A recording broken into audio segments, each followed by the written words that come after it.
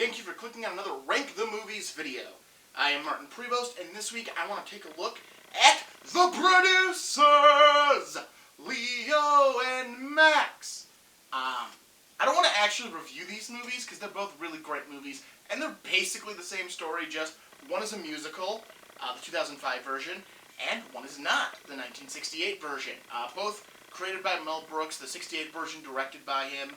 The 2005 version was not, though he was definitely there in part of its production. That's not what I want to talk about this week, because they're great movies. If you've never seen either version of the producers, pause this video, go watch both of them, then finish watching this video.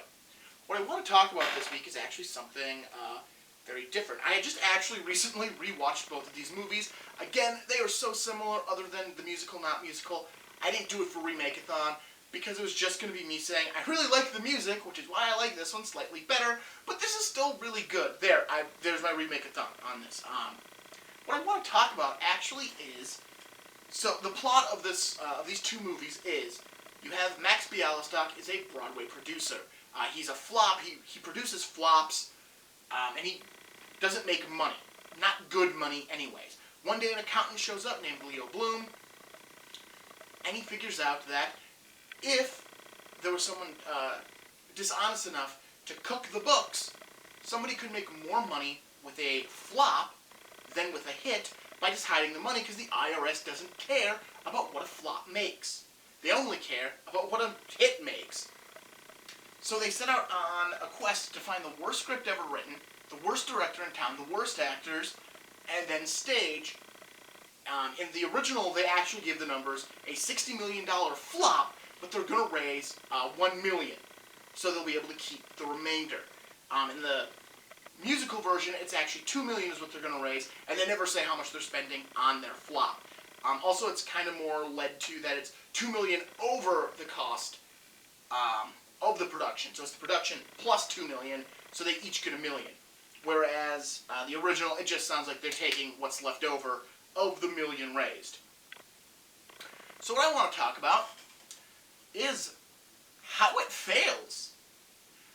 In both versions, their plan absolutely fails. They put on a show called Springtime for Hitler, which is written by a Nazi who's living in New York and knew Adolf Hitler. And it's a love letter to Adolf Hitler. But it fails in both ones and it becomes a hit.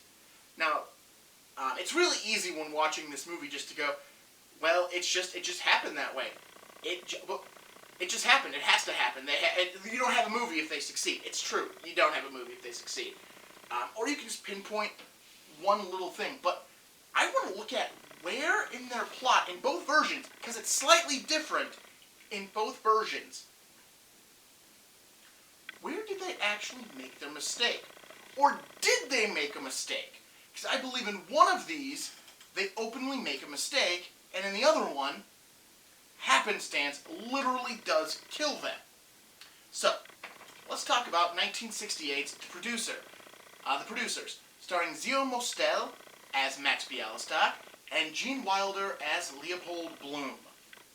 So, they find Springtime for Hitler, the worst play they can find. They get the rights for it. Then they find the worst director in town, Roger Debris. With the worst director in town, who's only really directed flop after flop, and this love letter for Hitler, and Debris' original intent in the scene where they get him is to make it very pro-Hitler, to try to win a Tony. Where do they go wrong? Well, they go to cast it. But you see, they say, we're going to cast the worst actors in town. That's their problem in the 1968 version. They go to cast the worst actors in town, which leads them to a young man who is called LSD. It does stand for something. It is his name. It is the initials of his name. I just, for the life of me, can't remember it, because I'm far more versed in the 2005 musical than I am in the original, though I just watched it a few days ago. But LSD is who they cast. He is a hippie in the most hippiest of senses. This man couldn't give a serious performance in anything if he tried. And that's who they cast. Because you see, Leo and Max don't expect anyone to sit through that much of the show to actually get to LSD. So it doesn't matter that they cast him as Hitler. The problem is they had it correct that the patrons were going to walk out during the opening number, which is a very serious, very beautiful number called Springtime for Hitler, where it's singers and dancers praising Hitler, basically. It's a great time. In both versions, it's a great musical number. What they underestimate is that they'll leave during that song, but they're going to sit through a lot of it, and they're not going to leave until it's done. Meaning, they're going to get the first scene with Hitler. And that's what happens. They see LSD, they see him not being a serious Hitler. He is, being his hippie self, using the word baby, and just moving around, and he's acting like that stereotypical hippie. And that's what kills it, because now it's a comedy. Now they're making fun of Hitler, and the audience laughs, and they stay, and it becomes a hit. So their problem was, they took their concept one step too far. Had they just found the worst script, hired the worst director, and then hired competent actors, they would have succeeded. They would have succeeded right there. But the minute LSD walks in to their stage and they say, we're hiring him as Hitler, they've sealed their own fate. They did it to themselves because they hired LSD, when they should have grabbed a serious actor who would have done a serious performance of Hitler. So that brings us to the 2005 musical version. It originated on Broadway, won a ton of Tonys, 12 Tonys, the most of any show at the time, starring Nathan Lane as Max Bialystock and Matthew Broderick as Leopold Bloom. It is a great musical. I love this musical. It's, one of my top 20 favorite movies of all time. So where do they go wrong? They have a song in the musical that is not part of this, though it's a great song. If you've never listened to the soundtrack, listen to the Broadway soundtrack. It's a great song where they literally ask, where did they go right? Like, at what point did they succeed? And the really funny thing is, in this entire musical number, they never actually say where they went right. They make a lot of speculation of where they could have gone right, mainly because they're just bringing up everything they did wrong. But it's very clear, they did everything correct. They should have failed. Their problem was, they both may, by theatrical lore, screwed themselves, or happenstance screwed them. So in this version, LSD is not part of this movie. He is not a character in the Broadway version. In fact, Franz Liebken, who is the author of Springtime for Hitler, the Nazi who knew Hitler and wrote the love letter to Hitler, is cast as Hitler. So they have an actor who's going to do Hitler very seriously. So my entire problem with the premise of them casting LSD is out the window. Because now they have somebody who's actually going to do Hitler right. So that's not their problem. The problem has been fixed. So it's opening night of Springtime for Hitler. And as Max and Leo are sitting outside with Roger Debris, the director, Carmen Guerra, his personal assistant, or as the 2005 Broadway version describes him as his common law assistant, they're also with Franz Liebken. And they're singing a song about you can never say good luck on opening night. You tell someone to break a leg. While this song is going on, you see Max in the background breaking mirrors, setting up ladders, letting people walk under it, whipping a black cat into the dressing room.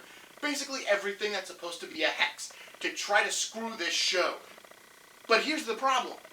This is where you can say theater lore is going to kick them in the ass, because the outcome they want is a failure. Thereby, by breaking the mirror, setting up the ladder so people can walk under it, throwing the black cat in, saying good luck, they're actually reversing their own fortune. Therefore, instead of getting a failure, which is what they want, they're getting a hit, which is what they don't want. Where in most circumstances it would be, I want a hit, I get a failure for doing these things. They've reversed the tide. Now, if you don't believe in that hocus pocus mumbo jumbo BS, that's fine. We're okay with that. Because immediately following the song, Franz Liebken walks in to the theater through the backstage area, trips and breaks his leg. It's very comical. Will Ferrell does it, and it kind of reminds me of Austin Powers every time I see it, and his character who's always screaming off camera in the first two movies. It reminds me of that. But Will Ferrell does it. He breaks his leg. Therefore, Roger Debris is going to go on instead of Franz Liebken because there was no understudy. So either fate caught up with them, and all that crap that they did to try to bring them bad luck brought them good luck, because now the serious Hitler is taken care of, which actually would also be bad luck for them, given what they wanted. Or it's just random happenstance that this happened, that they didn't hire an understudy so they could control the situation no matter what. I mean, you can look at it a lot of different ways, but Roger Debris becomes the person who gives the over-the-top performance that makes people laugh instead of run away in fear. So it still works out to the same way. The same thing kills them, that is the person playing Hitler being more flamboyant and funny than being outright honest to the character. And I thought that was really interesting when I looked at these, is that you can literally pinpoint how Leo and Max screw themselves into being busted and having a hit instead of a flop. Again, these are great movies. They're both very, very good in very, very different ways. The 68 version has just Gene Wilder and Zero Mostel play very well off of each other. They do the bits great. There are some bits in this I kind of wish transferred over to the musical, but it didn't. So, boo-hoo-hoo, we still have this. And the musical is just great. It's got great music. Matthew Broderick and Nathan Lane are fantastic. They're both very good movies. But I just want to take a little bit of time and just really ask that question. How did Leo and Max screw up failure? And I have an answer. So there you go. Alright. Tune in next week for another video where I'll be talking about something else. And don't forget to hit subscribe to make sure you see that video. Leave a comment down below if you think maybe there's something else to this. Maybe you've got another idea of how they screwed themselves. And, you know, like the video, give it a thumbs up or a thumbs down. Let me know how I'm doing. Otherwise, I'll see you next time. I am Martin Prevost. This is Rank the Movies. Have a good one.